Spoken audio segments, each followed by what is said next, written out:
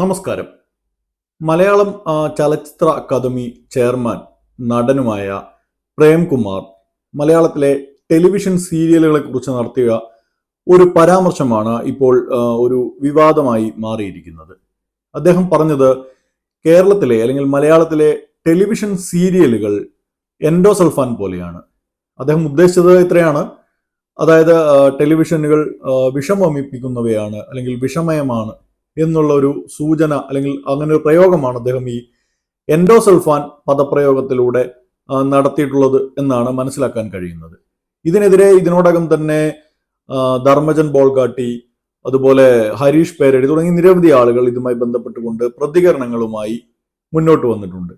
സമൂഹ മാധ്യമങ്ങളിലും ഇതിനെ അനുകൂലിച്ചും പ്രതികൂലിച്ചും നിരവധി പരാമർശങ്ങളൊക്കെ ചർച്ചകളൊക്കെ നടക്കുന്നുണ്ട്.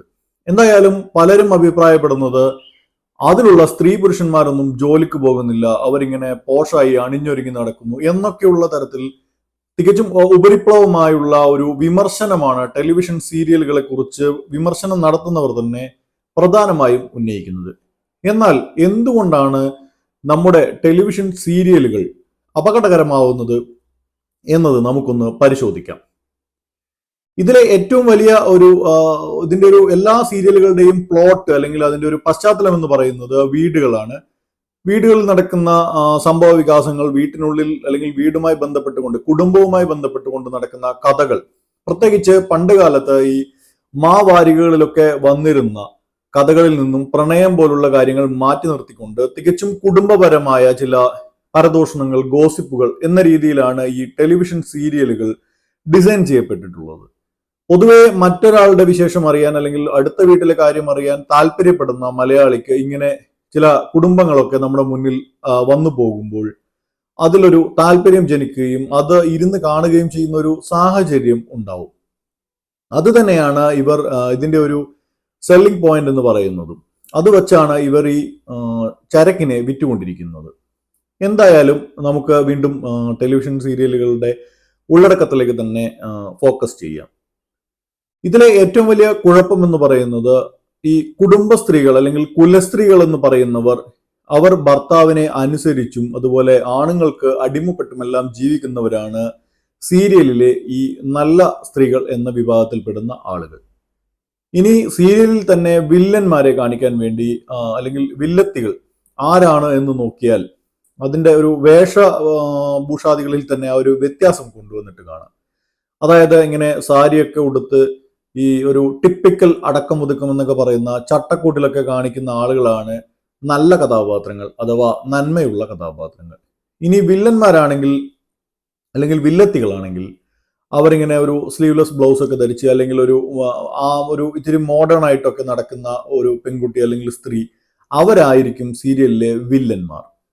ഇനി അതുപോലെ തന്നെ ഈ വില്ലത്തരം എന്താണെന്ന് നോക്കാം. വില്ലത്തരം എന്ന് പറയുന്നത് പ്രത്യേകിച്ച് ഈ അമ്മയെ അനുസരിക്കാതിരിക്കുക, ഈ കുടുംബത്തിന്റെ ഈ സോ കോൾഡ് പൊതു തീരുമാനങ്ങൾക്കെതിരെ നീങ്ങുക, ഇത്തരത്തിലുള്ളവരായിരിക്കും പൊതുവെ ഇതിലെ ഈ വില്ലൻ അല്ലെങ്കിൽ വില്ലത്തി കഥാപാത്രങ്ങൾ എന്ന് പറയുന്നത്. അതായത് റിബലുകളാണ് ഇതിൽ വില്ലന്മാരായി അല്ലെങ്കിൽ വില്ലത്തികളായി വരുന്നത്.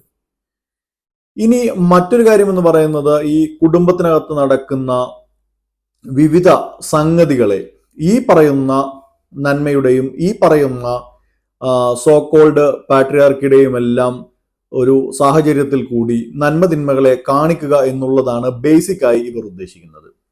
ഇതാണെങ്കിൽ വീടുകളിൽ പൊതുവെ ഈ പ്രായമായ സ്ത്രീകൾക്കൊപ്പം തന്നെ ചെറിയ കുട്ടികളുമെല്ലാം ഒരു മധ്യവർത്തി കുടുംബത്തിലും ഒക്കെ തന്നെ അത്തരത്തിൽ ഇരുന്നാണ് ഈ സീരിയൽ കാഴ്ചകൾ കാണുന്നത്. അത് ഒരു അടുത്ത തലമുറയിലേക്ക് ഈ പാട്രിയാർക്കിയുടെ ഈ വൃത്തികെട്ട വിഷം അങ്ങനെ തന്നെ നമുക്ക് ഉപയോഗിക്കാം, വമിപ്പിക്കുന്നതിന് ഇത് ഉപകാരപ്പെടും. ഇതിനെ ഒരു സെൻസറിങ് ഒക്കെ നടത്തുക എന്നൊക്കെ പലരും അഭിപ്രായപ്പെട്ട് കണ്ടു.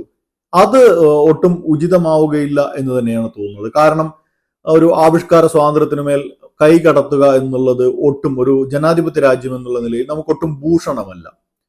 അതുകൊണ്ട് തന്നെ ഇതിൽ ചെയ്യാൻ സാധിക്കുന്നത് ഈ സീരിയലുകൾ സംപ്രേഷണം ചെയ്യുന്ന ചാനലുകൾ, അതുപോലെ ഈ സീരിയലുമായി ബന്ധപ്പെട്ട് പ്രവർത്തിക്കുന്ന എഴുത്തുകാർ, അതിലെ അഭിനേതാക്കൾ, അതിന്റെ അണിയറ പ്രവർത്തകർ, ഇവരെല്ലാവരും തന്നെ ഒരു തലമുറ മാറ്റത്തിന് അതിൽ തയ്യാറെടുക്കുക എന്നുള്ളതാണ് ഇതിന്റെ ഒരു പരിഹാരം എന്നുള്ളത്.